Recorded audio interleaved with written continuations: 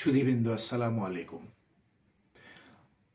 আমার YouTube channel জহুরস voice আপনাদের স্বাগত জানাচ্ছি এবং একই সাথে এই চ্যানেলে সাবস্ক্রাইব করবার জন্য আপনাদেরকে বিনীত অনুরোধ করছি, যাতে পরবর্তী ভিডিও পেতে আপনাদের সুবিধা হয়।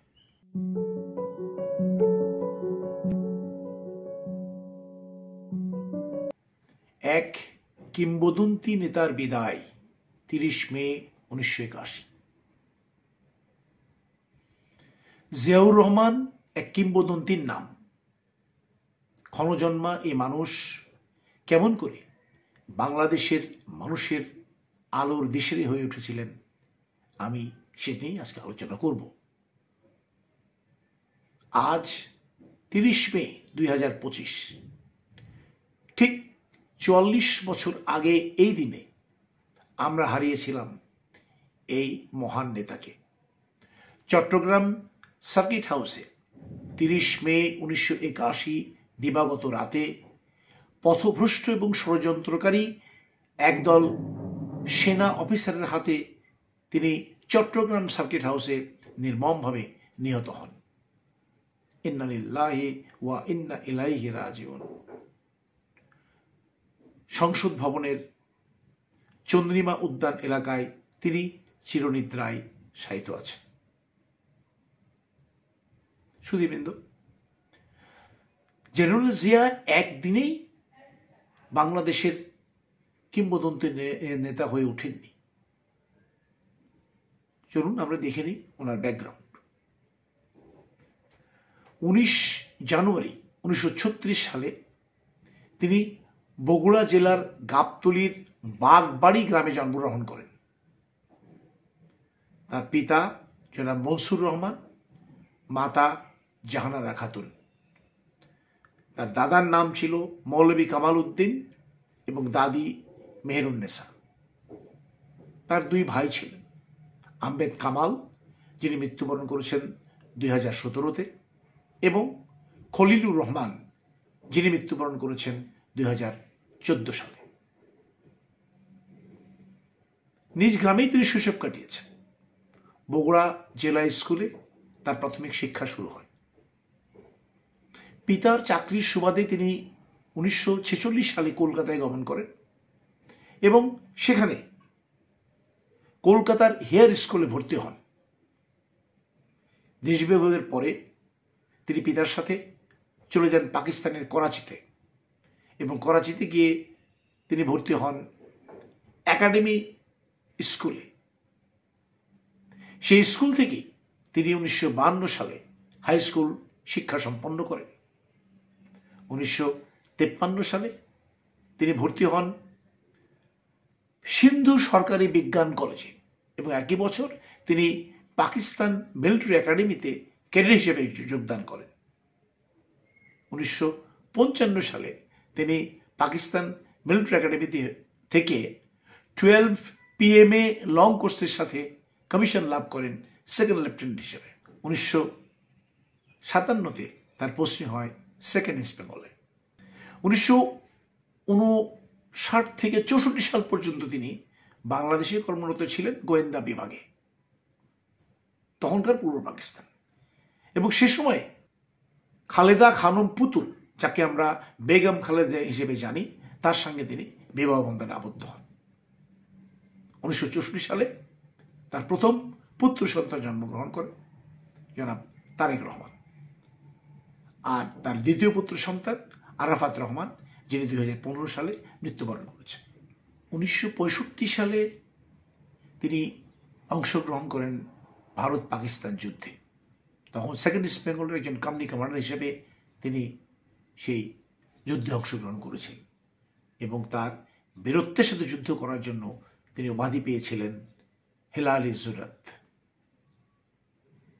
যুদ্ধ শেষে 1966-তে তার পোস্টিং হয় পাকিস্তান মিলিটারি একাডেমিতে প্লাটুন কমান্ডার হিসেবে। যুদ্ধে তার বীরত্ব গাথা এবং ভালো অফিসার হিসেবে নিজেকে প্রতিষ্ঠিত করেছিলেন বলেই তাকে তার পোস্টিং হয়েছিল প্লাটুন কমান্ডার হিসেবে। সেখান থেকে তিনি স্টাফ কোর্স সম্পন্ন করেন এবং জার্মানিতে আরও একটি প্রশিক্ষণ গ্রহণ করেন। 1969 সালে তার আবার পোস্টিং হয় সেকেন্ড ইস্ট বেঙ্গলে, যেটি ছিল গাজীপুর, এবং সেখান থেকে 70-এ তার পোস্টিং হয় 2IC হিসেবে 8 ইস্ট বেঙ্গলে, যেটি ছিল তখন চট্টগ্রামে। এরপর 1971 জাতির প্রথম বিপর্যয়, পাকিস্তান সেনাবাহিনী যখন বাঙালি জাতির উপরে ঝাঁপিয়ে পড়েছিল, মানুষ ছিল দিশেহারা, তখন দিয়ে দেন মেজর জিয়া কালুরঘাট বেতার থেকে ঘোষণা করেন স্বাধীনতার 25 এবং 26 মার্চ, এবং তারই কণ্ঠে এই দেশের মানুষ খুঁজে পেয়েছিল উন্মাদনা, এবং তারা ঝাঁপিয়ে পড়েছিল মুক্তিযুদ্ধে। জেনারেল জিয়া মুক্তিযুদ্ধ চলাকালীন 1971-এর এপ্রিল মাসে লেফটেন্যান্ট কর্নেল পদে পদোন্নতি লাভ করেন এবং সেক্টর কমান্ডারের দায়িত্ব পালন করেন। পরবর্তীতে তিনি জেড ফোর্সের কমান্ডার ছিলেন। স্বাধীনতার পর 1972-এর ফেব্রুয়ারি মাসে তাকে কর্নেল এবং 73-এর অগাস্ট মাসে তাকে ব্রিগেডিয়ার জেনারেল পদে পদোন্নতি দান করা হয় এবং তিনি একজন ব্রিগেড কমান্ডার হিসেবে দায়িত্ব পালন করেন। একই বছর অর্থাৎ 1973-এর অক্টোবরে তাকে মেজর জেনারেল পদে পদোন্নতি দেওয়া হয় এবং বাংলাদেশ সেনাবাহিনীর deputy chief of army staff হিসেবে তাকে নিয়োগ দেওয়া হয়। 1975-এর পট পরিবর্তন, খন্দকার মোস্তাক জেনারেল শফিউল্লাহ তখনকার সেনাপ্রধানকে অপসারণ করে জেনারেল জিয়াকে সেনাপ্রধান নিয়োগ করেন। কিন্তু তা নয়, 3 নভেম্বর ব্রিগেডিয়ার খালেদ মোশাররফ এবং কর্নেল শাফকাত জামিলের নেতৃত্বে একটি কু অনুষ্ঠিত হয়, যেখানে জেনারেল জিয়াকে সেনাপ্রধান থেকে অপসারণ করা হয় এবং তাকে গৃহবন্দী করা হয়। অপরদিকে 7 নভেম্বর সিপাহী জনতার অভ্যুত্থান ঘটে এবং এই অভ্যুত্থানের জেরে খালেদ মোশাররফ নিহত হন, শাফকাত জামিল আহত অবস্থায় পালিয়ে যেতে সক্ষম হন। জেনারেল জিয়াকে বন্দি অবস্থা থেকে উদ্ধার করে তাকে সেনাপ্রধানের দায়িত্ব পুনর্বহাল করা হয়। এরই ধারাবাহিকতায় 1976-এ তিনি চিফ মার্শাল ল অ্যাডমিনিস্ট্রেটর হন এবং 21 এপ্রিল 1977-এ তিনি প্রেসিডেন্ট পদে অধিষ্ঠিত হন। 30 মে একটি রেফারেন্ডাম অনুষ্ঠিত হয়। আমি তখন সেনাবাহিনীতে যোগদান করি এবং ইয়ং অফিসার হিসেবে আমি সেই রেফারেন্ডামে অংশগ্রহণ করেছিলাম। এরপরে আসলো জাতির সামনে তৃতীয় বিপর্যয়, 1977-এর 1 সেপ্টেম্বর জেনারেল জিয়া বিএনপি গঠন করেন। 30 সেপ্টেম্বর বগুড়া সেনানিবাসে 22 ইস্ট বেঙ্গল কর্তৃক একটি সামরিক অভ্যুত্থান ঘটানো হয়। সেই অভ্যুত্থান দমনের পথেই ঢাকায় বিমান বাহিনীর সদস্যরা আরেকটি কু করে 2 অক্টোবর। এখানে জাপান এয়ারলাইন্সের জাপান রেড আর্মি কর্তৃক একটি বিমান ছিনতাই করে ভারত থেকে ঢাকায় অবতরণ করা হয়। এই নেগোসিয়েশনের মধ্যেই বিমান বাহিনীর সদস্যরা এই কু অনুষ্ঠিত করে। জেনারেল জিয়া সেই বিপর্যয় কাটিয়ে দেশকে নতুন করে পরিচালনার পথে আত্মনিয়োগ করেন।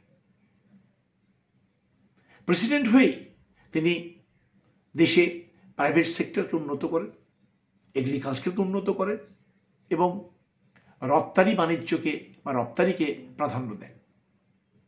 রাজনৈতিকভাবে তিনি মাল্টি পার্টি পলিটিক্সকে পুনঃপ্রবর্তন করেন। Freedom of speech, freedom of press, free market economy, mass irrigation এবং ফুড প্রোডাকশনের প্রতি তিনি নজর দেন। দেশ এক নতুন আলোর সন্ধান পায় এবং উন্নতির পথে ধীরে ধীরে এগিয়ে যায়।